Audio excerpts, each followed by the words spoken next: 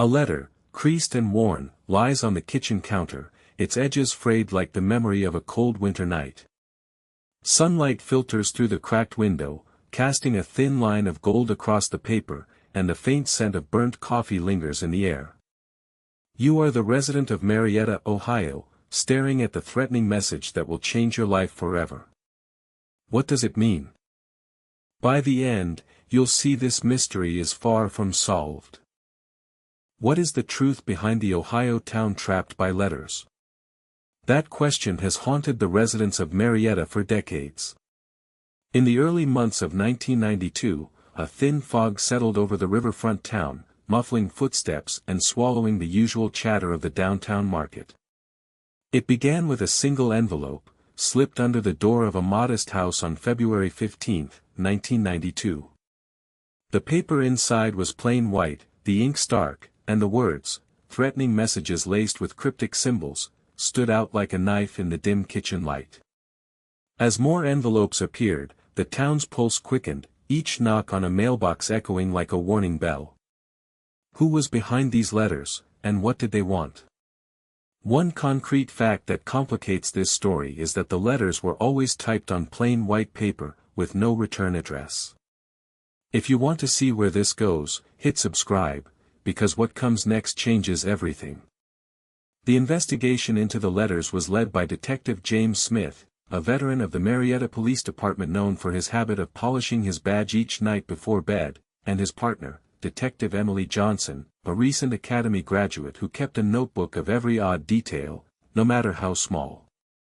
Within 6 hours, they would be staring at a lead that would take them down a dark path. Detective Smith's office smelled of stale tobacco and leather, the blinds casting slatted shadows across his desk. He thumbed the edge of the newest letter, feeling the faint ridges where the typewriter struck, while the humming fluorescent light flickered overhead. Emily leaned forward, her breath forming a small cloud in the chilly air, and pointed to a symbol that resembled a twisted rune. The room seemed to close in, the ticking clock on the wall marking each second with a deafening thud. As the letters continued to arrive, the people of Marietta began to feel like they were living in a nightmare. The envelopes were always brief, always menacing, and always seemed to materialize from nowhere, landing on porches like silent harbingers. What was the purpose of these letters, and how were they connected to the town? One of the most bizarre aspects of the case was the use of cryptic symbols and codes. The symbols seemed to blend ancient scripts with modern graffiti, each one different, each a puzzle piece that refused to fit. Detective Smith traced a line of ink with his fingertip, the paper cool beneath his skin, while Emily whispered aloud possible translations, her voice barely rising above the rustle of the pages. The more he learned, the more questions he gathered, a stack of unanswered riddles growing higher with each new envelope. As the investigation deepened, the detectives uncovered a web of secrets and lies that stretched far beyond the letters. They discovered that several residents had been receiving similar envelopes, all bearing the same cryptic symbols and threatening messages. But one envelope stood apart, a letter that seemed to point to a specific location, a place that would change everything. The map drawn in the margins was sketched with trembling hand, each line a promise of danger. Everything shifts when you realize the letters may not have been the work of a single individual, but rather a group of people. You are still that resident, trying to make sense of the chaos, and this realization raises more questions than answers. The twist in this story is that the letters may have been connected to a cult or organized group operating in the area. The group was known to use cryptic symbols and codes to communicate with its members, and the letters may have been a form of recruitment or intimidation. What was the ultimate goal of the group, and how far did their influence reach? The final reveal is that the letters were just the tip of the iceberg, a small part of a much larger, more complex web of secrets and lies. The truth is, we may never know the full extent of the group's activities, or the true identities of those behind the letters. There are several theories about the true nature of the group and their motivations. Some suggest a cult, others a prank gone wrong. One certainty remains: the people of Marietta will never forget the terror they felt during those dark days. You are still the resident, staring at the letter that started it all.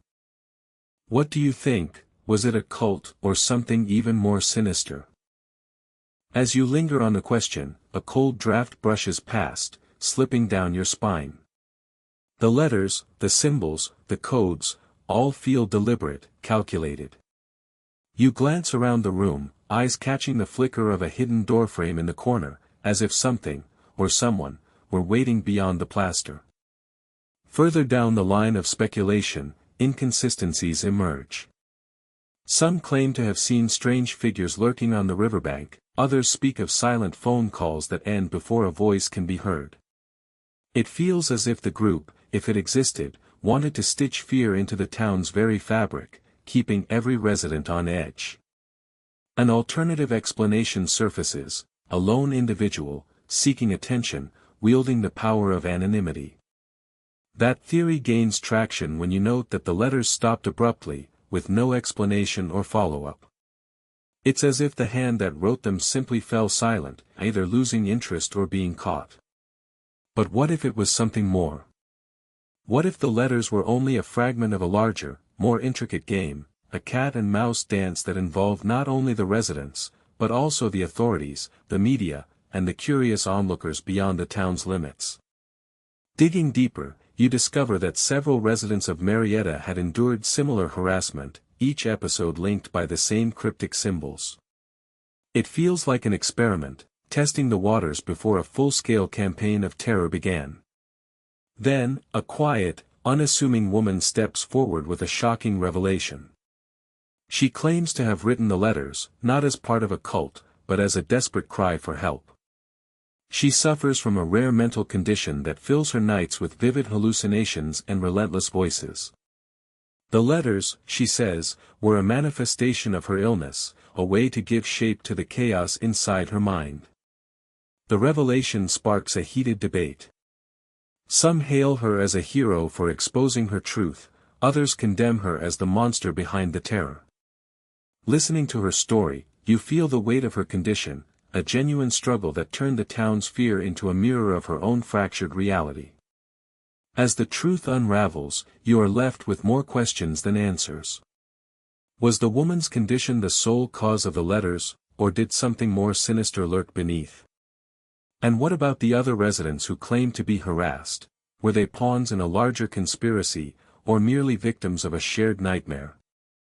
The big reveal, it turns out, is not just about the identity of the person behind the letters, but about the nature of truth itself.